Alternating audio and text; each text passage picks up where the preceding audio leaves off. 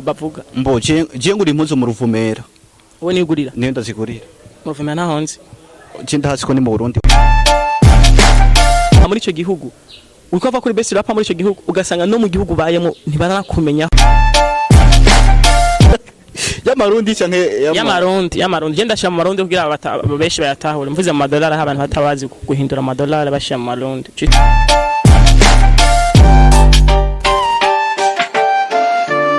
Bel Chris turakora mu kiji safi bro waberewe bro thanks nisere kumeze neza ndashima Imana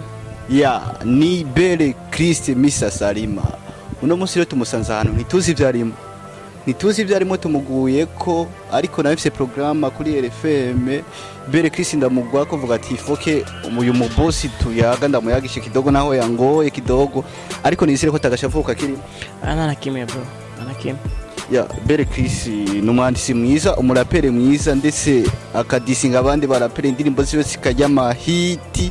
Bel Chris kubera iki keshi kuna udisinga barapere nkabo nadisinze bandega man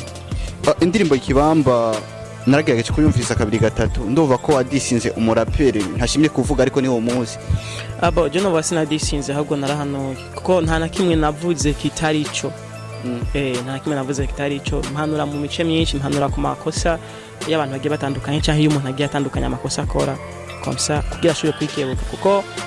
je umuraperi hawe n'ivyo abantu benshi batazi ni nk'umupasteri kwisi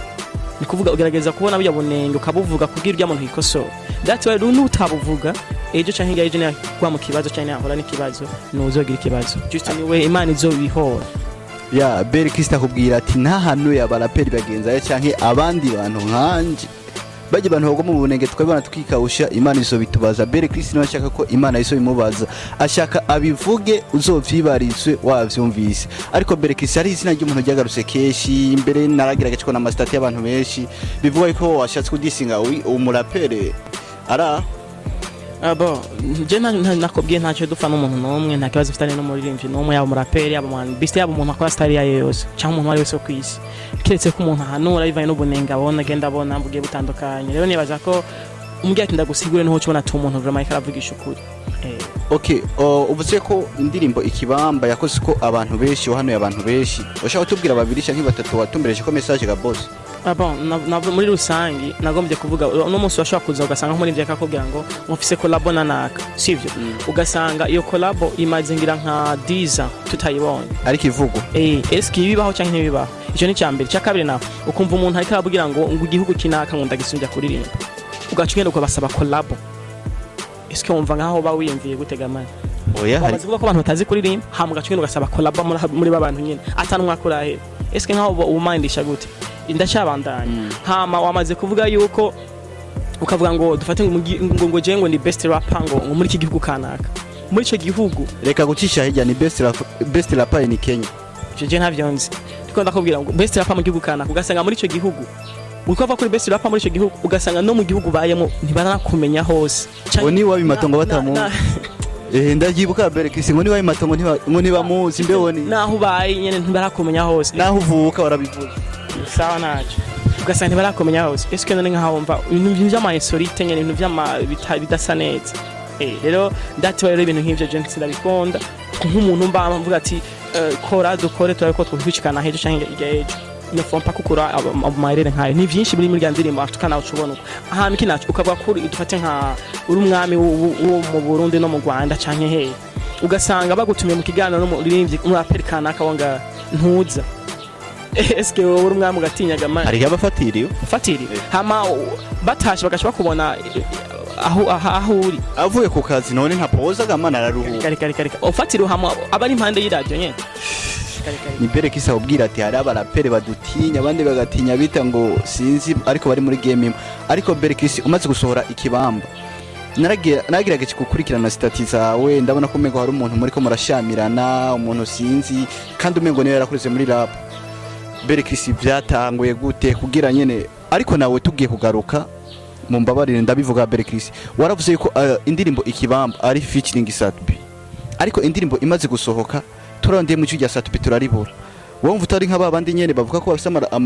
amakorabo hariya hama indirimbo yasohoka tukabura bya bintu ga Bel Ebo novuga shino kubera ko nimba yari collabo featuring Sadbi ntabwo nayivuze kuri radio jewe ntabwo nayivuze ko ahantu henshi agiye atandukanye ku mapage yawe n'ama stati yawe byose je nabibonye mbe ndakwaza ikintu kimwe ntushobora kwana indirimbo no muntu hamagakora mwico wararikuye mu ijwi rya Sadbi we akarikura mu bivanye n'ibintu ndahurijeko byose birabaho rero Sadbi yarikuye mu bivanye n'ibintu tutahurijeko biravamo rero muganje mu nyuma nabisiguye sivyo mugo umuntu nuba acatwemeza ko iyo collabo ihari no mu Tanzania bakoranye ariko yo bisigura nawe mutahura basiwe ku bwa Bel Chris abisigura gute kandi agomba kuvuga ko ihari haheze diza ariko nabigegeze sigito Bel Chris utumereye collabo ya Sadbi nawe je navuze ko no musi kwa collabo ya Sadbi haheze imisi numva ngo muri studio nguje yarikuye indirimbo igiye gusohoka cyane ndabisigura ukuntu vyagenze ko Sadbi yakuye mwijo bakunzi ba Kiyago Media TV ni Bel Chris ntiyigera tsindwa ndamuzi keshi ahubwira yuko indirimbo ayikoranye na Sadbi muri studio ariko kubera ko ibintu batahurije ko Sadbi icyo yararikuramo namakuru tugiye kubaza Sadbi ivyo tuzobikora ariko Bel Chris amaze gusora indirimbo ikibamba nagiye kubona stati zishi zerekeza kuri Fabilove byumvikana ko bari mu mishamirano kugira doke ushamirana n'uwo witakwa ari umuvyeyi wawe vyo byavuye kuki canke ariko nagirageje kubona na stati za Fabilove bavuga ati nahora ndagufasha ariko no munsi ndamanitse ibiganza kubera ko ibintu ukora ibintu maze iminsi ukora bitagoyesha icubahiro nanye bitamuhesha icubahiro nk'umuvyeyi wawe Bel Chris wavyakiriye gute ubonye ko Fabilove amaze gukora ko amaboko aso cyo novuga ko ntazibana zidakumana amahembe kandi ibintu byose birafise igihe bibera ko n'imigambi y'Imana siko cyo novuga Fabilove ikintu cyamubabaje nuko yababaje nuko nagiye gusura indirimbo atayarumva canke atazi birimo komisariya akagenda kubabaza nuko nagiye kudisinga nagiye kubasi kuri indirimbo ya dus atabishaka ko ndabikora ubu mugaje nanje nasi kukuma